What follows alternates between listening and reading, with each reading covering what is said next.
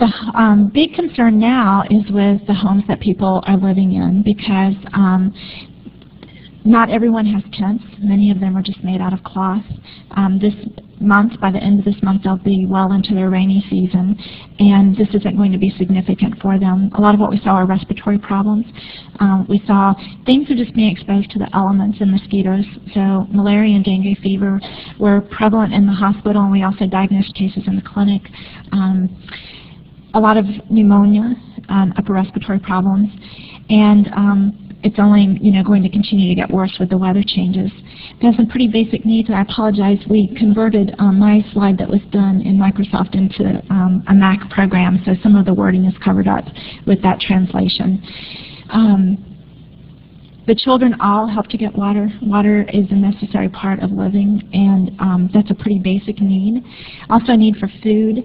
We were fortunate that the church that we were working with actually did a feeding program. All of the patients and their families were fed when we took care of them during the day.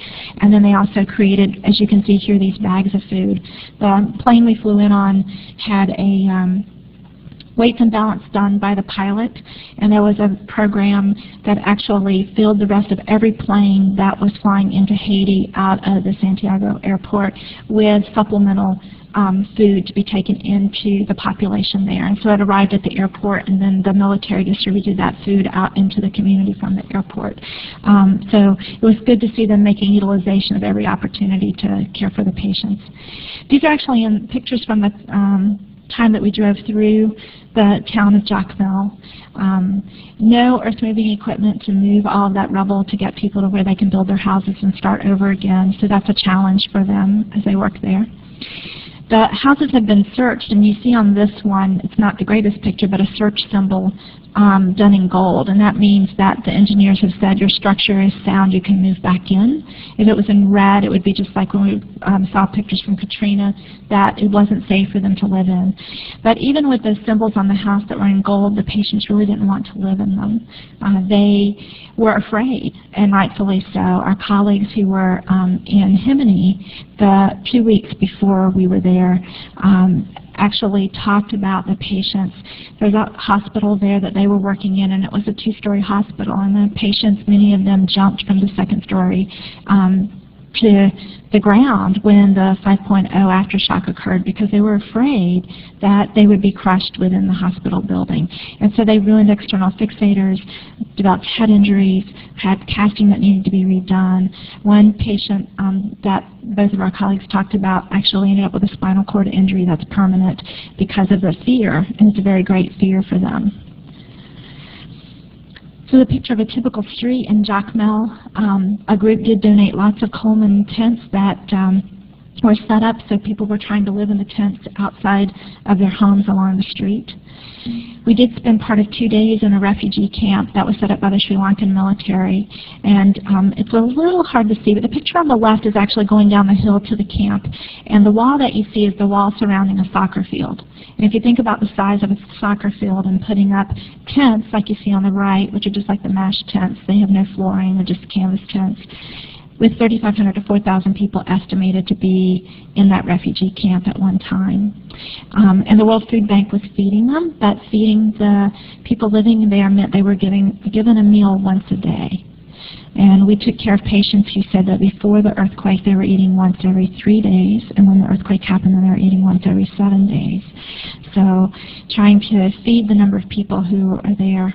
These were children from within the refugee camp going out to get water and bring it back in.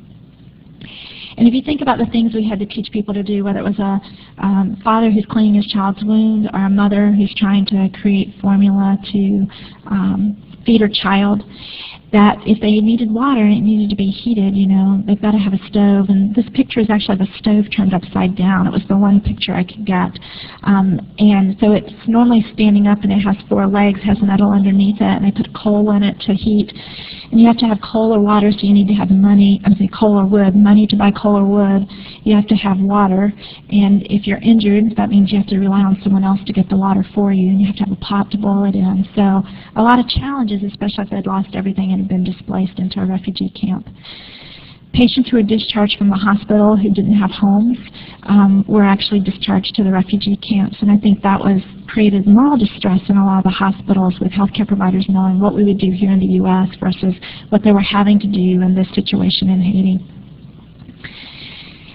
It's a little hard to see, but way up there's a dot in the sky above the tents, and that's actually a box kite that was created by some of the kids in the refugee camp. And it just kind of reminds me of how children are universal wherever we go, and that the kids still are trying to play and be lighthearted, and the parents also for them.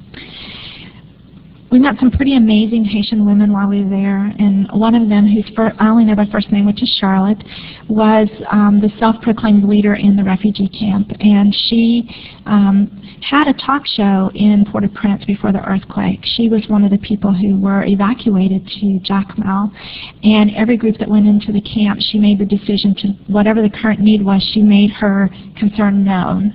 So the crew that was filming there on Friday, she let them know that she had 130 pregnant women, and she was very concerned about how they were going to get care in the middle of the night when the gates are shut by the military and no one's allowed out until sun comes up the next day. 30 of those women actually were in their third trimester, most of them in their 9th month.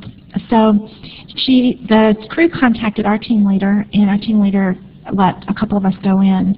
And so Jillian and then Dr. Luther and I went in to talk with her, and we actually went back to the church, picked up supplies for a teaching session, and went back. And her way of communicating was to walk through the camp with a megaphone, and she was able to obtain 7 women, 3 who had midwife cards, and 4 others who said they'd help to deliver babies. They volunteered to take turns being on call 1 night a week for anyone delivering in the camp. And we did a quick review session with them, gave them the supplies they would need to make it a little bit safer for them, gloves, etc., and umbilical cord ties, and sterile scalpels so they could cut cords, and gentamicin for babies' eyes, and really tried to do our best in helping support them with what they would need to do. And then we went back the next day as well. And like I said, the kids, there's a lot of pictures of kids because they just amazed me, but these are typical pictures. The flag flying on top is the Haitian flag, and the one below is the Sri Lankan flag, since they were securing that camp. On Saturday, we went back to see the 30 women who were in their last trimester and did an education session with them on things related to delivery, on signs and symptoms of preeclampsia, because that was a concern. We screened only 1 woman who had preeclampsia out of the group. Everyone's urine was dipped, checked their blood pressures, looked at their feet, talked to them about headaches, treated infections, and tried to make it a little bit easier for these women who, if you can imagine, not only being pregnant, living through an earthquake, being evacuated to a refugee camp, and then the potential that you're going to deliver your baby there as well. This is Craig, our EMT, who is with us, helping us with all the screenings. We did a lot of teaching with them as well. A couple of other pictures just of scenes that are there, like through Market Day, the kids at the hospital when we were there. They made kites out of paper plates and strings, so they were still attempting to live and make some sense out of what was there, which I think when I reflect back on what Charlotte was doing at the refugee camp, that's what she was doing, because she developed teams for trash detail and teams for the feeding program and teams that would help with whatever it was that was needed and gave people a sense of purpose while they were there.